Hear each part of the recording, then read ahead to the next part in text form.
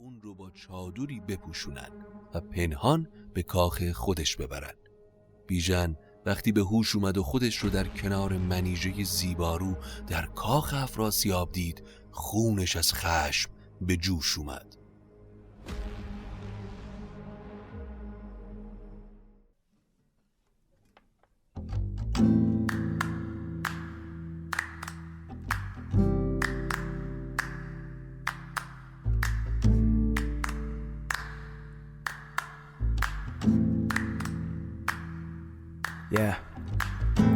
اگه حالت گرفته است، چشات پف کرده و خسته است، پاشو چای دم کن، کیک تو فرن، بشین و گوش کن به داستامین و فن.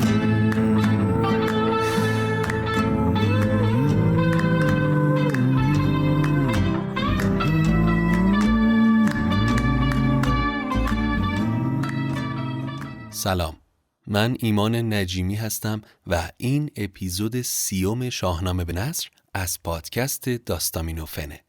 داستامینوفن پادکستیه که من داخل اون برای شما قصه میخونم. اگر مایل هستید به ما کمکی بکنید، بزرگترین کمک شما اشتراک گذاری این پادکست با سایر دوستانتونه تا فارسی زبانهای بیشتری بتونن قصه های شاهنامه رو بشنون. همینطور میتونید از طریق لینکی که در توضیحات هر اپیزود هست به داستامینوفن کمک مالی بکنید. به هر مقداری که صلاح دونستید، البته کاملا اختیاریه و اینکه این پادکست رایگانه و شما هر کمکی بکنید قطعاً از محبتتونه. امیدوارم که از شنیدن اپیزود 30 لذت ببرید و پنهان به کاخ خودش ببرن. بیژن وقتی به هوش اومد و خودش رو در کنار منیژه زیبارو در کاخ افراسیاب دید، خونش از خشم به جوش اومد.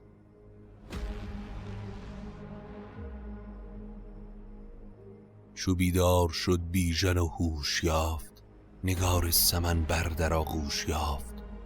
به ایوان افراسیاب اندرا، ابا ماه رخ سر به بالین برا.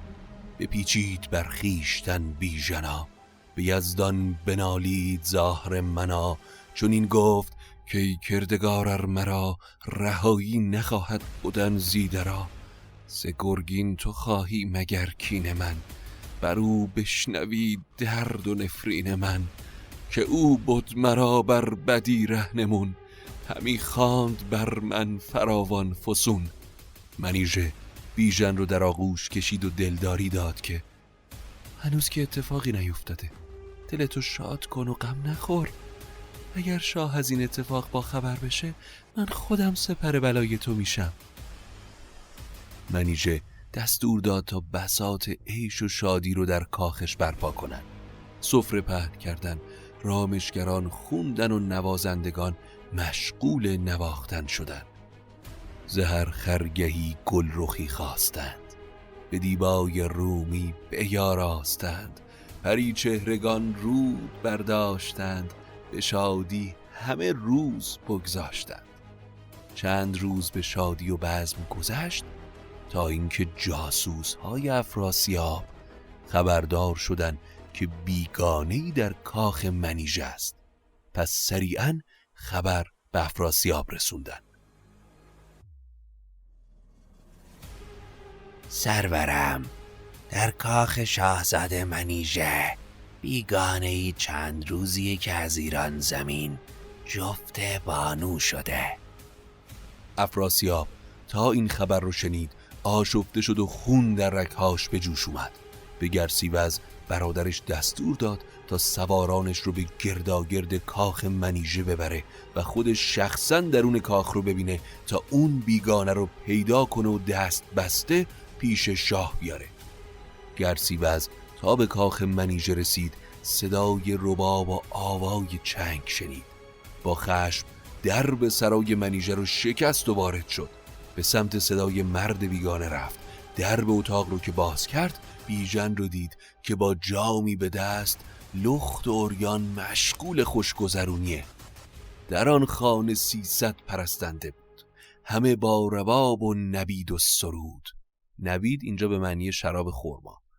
گرسیوز که اگه خاطرتون باشه قاتل اصلی سیاوش بود، خنده‌ای شیطانی کرد و به بیژن که حالا بالاخره به دام افتاده بود گفت: نه پاک بی بطه، بالاخره به چنگال شیر افتادی و هیچ راه فراری نداری.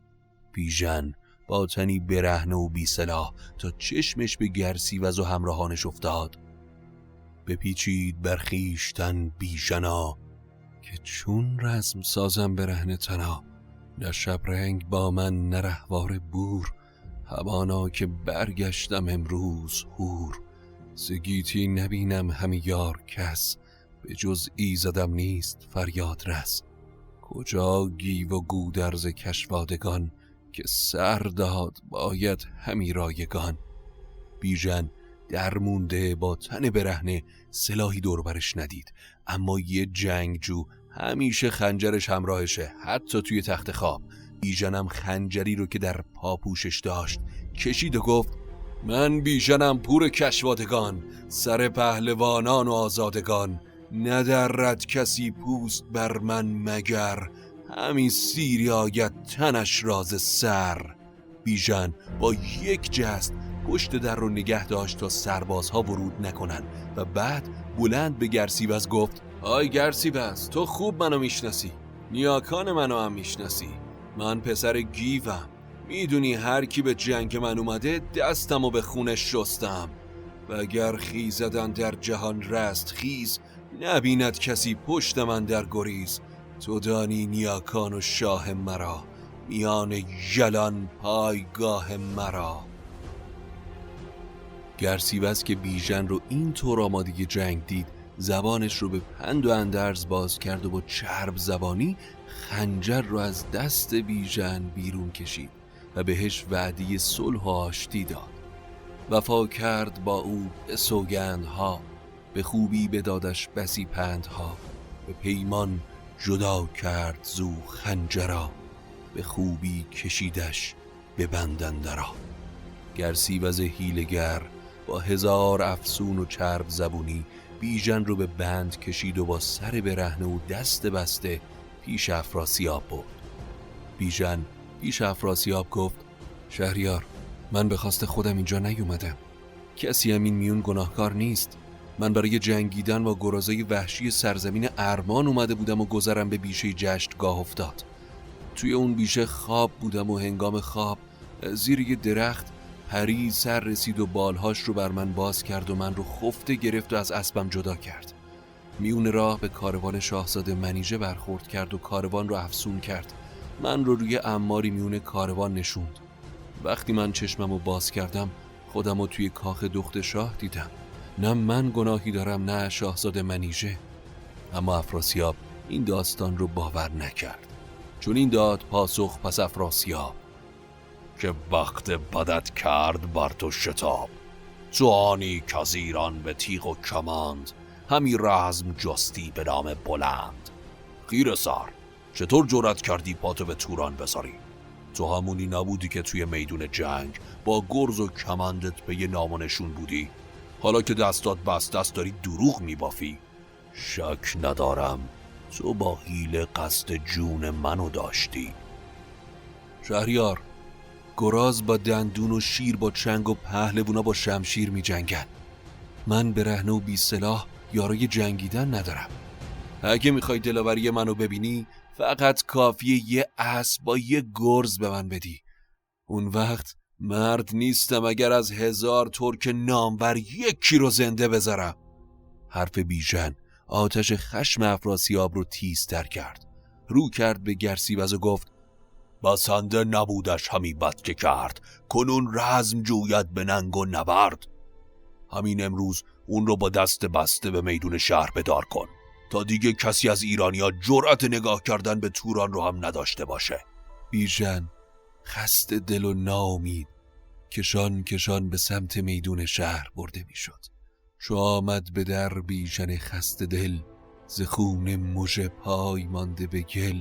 همی گفت: اگر بر سرم کردگار، نوشته است مردن به بد روزگار. ز دار و ز کشتن نترسم همی، ز گردان ایران بترسم همی. که نامرد خواند مرا دشمنم، زنا خسته بردار کرده تنم.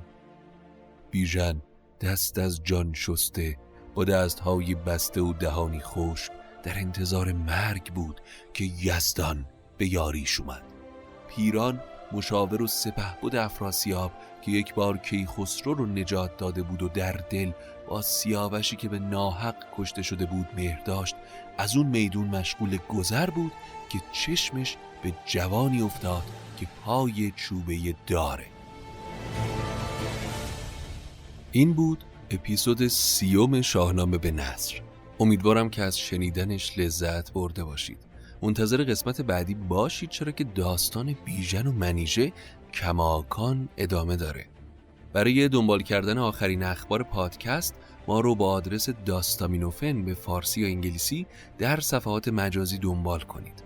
اگر هم تمایل به حمایت از پادکست داشتید که بزرگترین کمکتون به ما اشتراک گذاری این پادکست با دوستانتونه و همینطور برای حمایت مالی از هنر مستقل و پروژه شاهنامه به نثر میتونید از طریق لینک حامی باشی که در توضیحات هر اپیزود هست از ما حمایت مالی کنید، هر چند هم کم، البته اختیاریه. تا قصه بعدی، خدا نگهدارتون.